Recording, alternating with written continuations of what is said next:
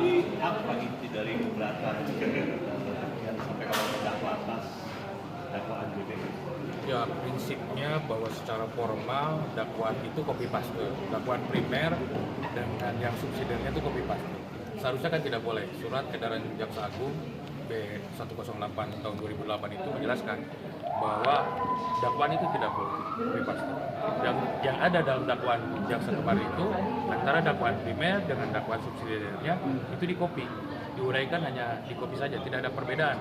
Padahal pasal yang didakwakan jelas berbeda, 340 dan 338. Sementara uraian peristiwa perkaranya hanya di-copy saja dari dakwaan primer ke dakwaan subsidiar.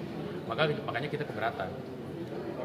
Secara otomatis kalau dakwaan model seperti itu kami melihat secara teori, secara formal itu harus dibatalkan dakwaan model seperti itu.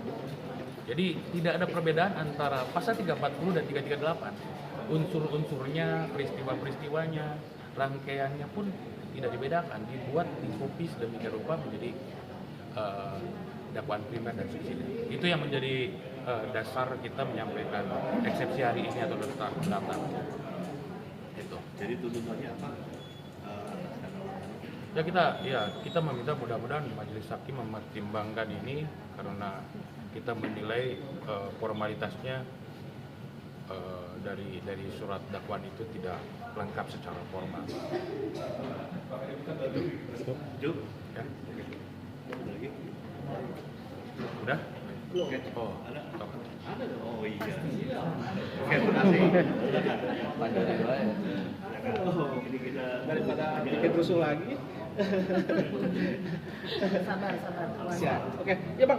Tadi eksepsi yang disampaikan itu seperti apa sih Bang? Ya tadi saya sudah sampaikan bahwa eksepsi yang hari ini kami sampaikan berkaitan dengan surat dakwaan yang obskur dari jaksa penuntut umum. Kenapa? Uraian pasal 340 dalam dakwaan primer dengan uraian pasal 338 dalam dakwaan subsidiar itu uraiannya copy paste. Tidak ada perbedaan yang signifikan. Padahal pasal yang didakwakan ini berbeda.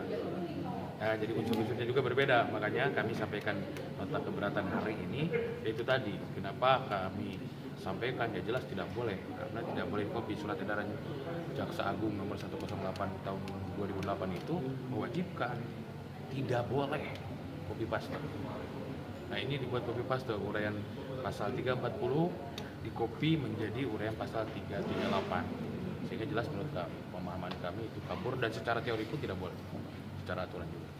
Oke, dari dakwaan dan jawaban eksepsi yang disampaikan saat ini, dari sisi mana sih yang menurut kuasa hukum ini sangat tidak tepat disampaikan oleh? Ya itu tadi yang berkaitan dengan uraiannya tidak boleh di-copy. Jadi kan ada dua tuh dakwaannya. Pertama dakwaan primer 340 dan dakwaan subsidiar. Tetapi uraian peristiwa yang ditulisnya sama. Gitu kan? Sama. Poin-poinnya sama. Itu copy paste dari dakwaan subsidiar itu copy paste dari dakwaan primer. Harusnya kan beda pasalnya, yang dakwaan itu beda. Itu maksudnya.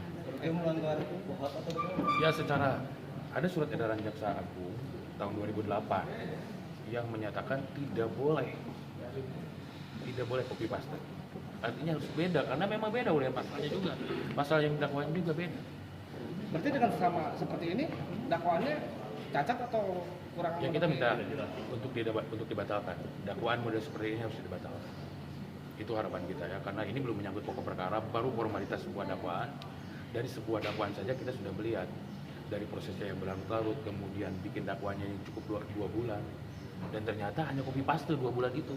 Kejaksaan Kejati Jawa Barat membuat dakwaan copy paste dalam waktu 2 bulan. Ya, itulah yang menjadi pertanyaan kita. Harusnya kan dengan disorotnya perkara ini oleh media, semua orang tuh hati-hati dalam membuat dakwaan, tidak asal gitu. Inilah yang menjadi keberatan kita, sehingga dalam eksepsi kita sampaikan dakwaan model seperti ini harus dibatalkan. Jadi dengan kata lain dakwaan ini asal? Ya asal, di copy saja. Gitu, asal copy paste kemudian itu jadikan dakwaan. Sip. Ya. Nama lengkap Bang? Sementara cukup ya. Ya, siap. Perisi Pak Yusuf gimana? Pak? Puasa nggak Pak Yusuf? Puasa.